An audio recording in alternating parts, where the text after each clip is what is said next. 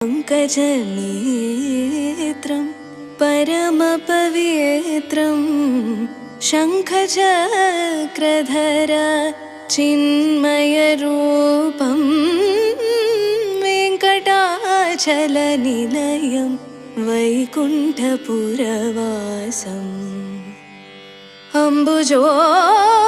अम्बुजोद्भवविनुतम्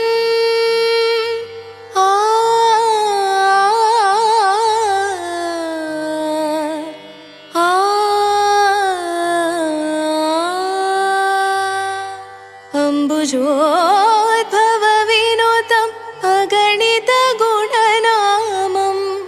Tumburu Narada गानविलोलम् अम्बुदीशयनम् आत्माभिरामम्